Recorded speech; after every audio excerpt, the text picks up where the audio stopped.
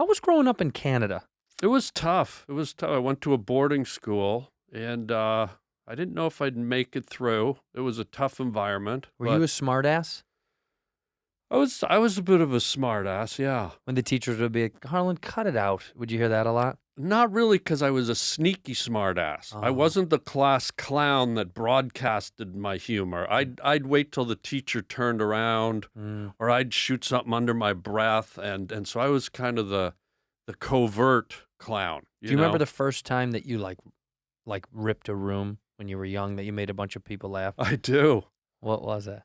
It was it was at a movie theater. Mhm. I was in high school, and we went to see this movie called Have You Checked the Children? Or Stranger in the House. Have you ever seen that movie? What? Those are two remarkably different titles. Have you checked the That's children? a line from the movie. Have you checked the children? The movie's called Stranger in the House or something. Or maybe it is called Check the... But anyways. Let me find out why you're saying this. Yeah. I think it's called Have You Stranger in the House sounds like it's more of a film Yeah, name than but it was a movie that came out in the 70s when I was in high school. Okay.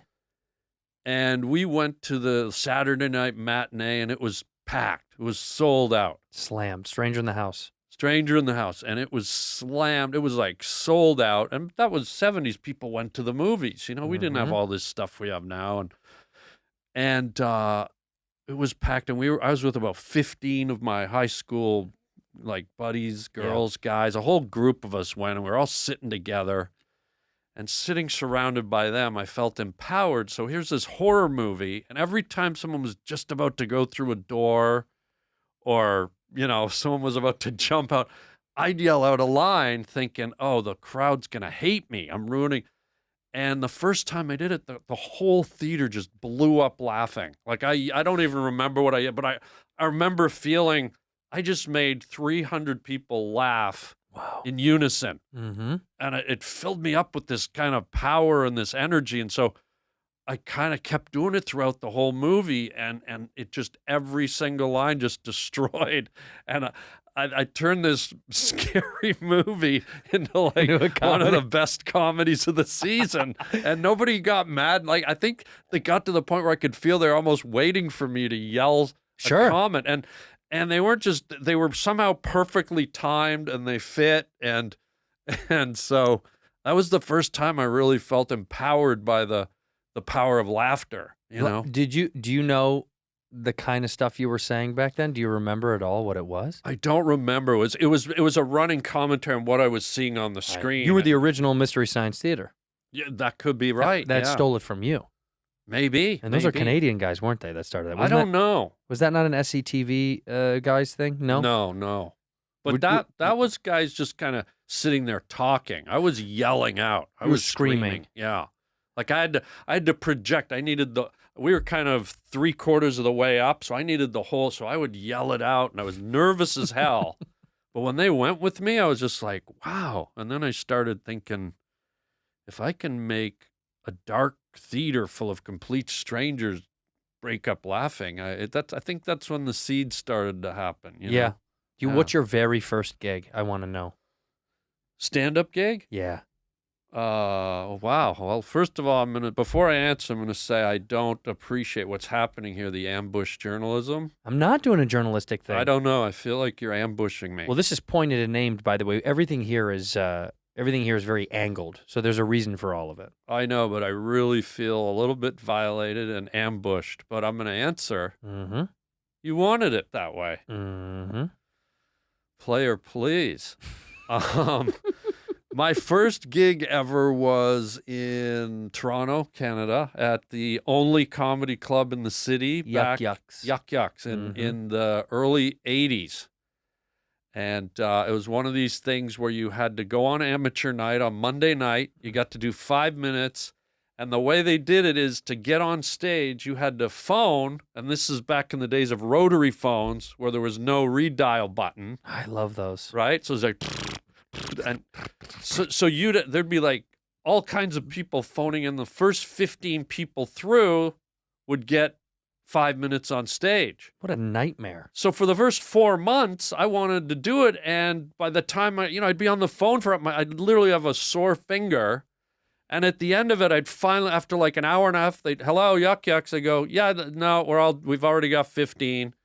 So it took me 4 months to finally like get them to, I got them to pick up on time. And I got my first like amateur night thing. And I went down and I was nervous as hell, but I was as excited as hell. And they put me up first. I was the first guy. God. Cold? No, they had an MC. Oh, they have an MC. Who was like one of the seasoned. At this time, there was only about 12 guys in all of Canada who were, top level headliners because there's nowhere to work. So it was a very obscure career. Yeah. When I got in, I thought I would be a real anomaly, like a real, who the hell does this? I thought it'd be, one of 12 people in Canada doing this job. And so I had to go up first. I was terrified, but I remember I was so pumped up full of energy and adrenaline that I just walked up to the mic and I grabbed it and I just went like that, and the people in the front row went like that. I didn't realize how loud because I'd never been on a mic before. Right. And then I went kind of calmed down, and then I did my 5 minutes of fat mother jokes. And was your mom fat? Yeah, I had to tell her. I had to phone her and say, "Hey, listen, I'm doing this thing. I need you to know I'm not taking a jab at you, but my whole theory was everyone understood fat mother jokes, and they're pretty easy to write. Yeah. And my methodology was just get up there, do funny, quick fat mother jokes, but use your first year just to learn how to be on the stage. Right. Learn how to feel the lights, learn how to feel the audience, learn how to feel the energy." So I really wasn't up there the first year trying to be a comedian. I was, but it was more of a deeper plan to try and learn how it felt. To be the comedian. To be the comedian and know what to give and take doing a show was. Give me a fat mother joke. Oh, God, I used to do a joke where I'd say my mother was so fat she eats cereal out of a satellite dish. It was, which is not true. Is that true? Well, I don't know. Did maybe. she ever do that? Maybe. How big was your mom? She wasn't like a monster, but she was. It's funny because my mom was like stunning as a young woman. She was just beautiful, like looked like Marilyn Monroe, but with dark hair, like just gorgeous. So not Marilyn Monroe. No. Right. And then as she got older, she had 5 kids, and then she put on a little weight, but she's still a beautiful woman. But she got a little heavier, so I had to tell her, I had to take her aside and say, "Hey, this isn't aimed at you. I'm just using this as a vessel to kind of get to my ultimate." What did she say? She understood. She was cool. I think she was a little bit hurt. Who wouldn't be? Yeah, it's a little mean. But what you would do is make fun of someone that isn't fat and call them fat. Yeah. Not someone that is kind of fat. Yeah, I know. You learn later. Like, was your dad fat? No. See, then you would have been like, my dad is so fucking fat. Then it's funny again. I know, but fat mothers always seem to get bigger laughs. Yeah, it is because it's very like if someone said like the old cow, you know what I mean? Yeah. Like, yeah. And back then in the 70s, it was a staple of like late night talks, like Johnny Carson. There'd always be a few jokes about Shelley Winters or whoever the fat actress was at the time. Right. They'd always get 2 or 3 of them in every monologue. So I smack around a couple of fat actors. A couple of chubbies had to get flabbed around, and so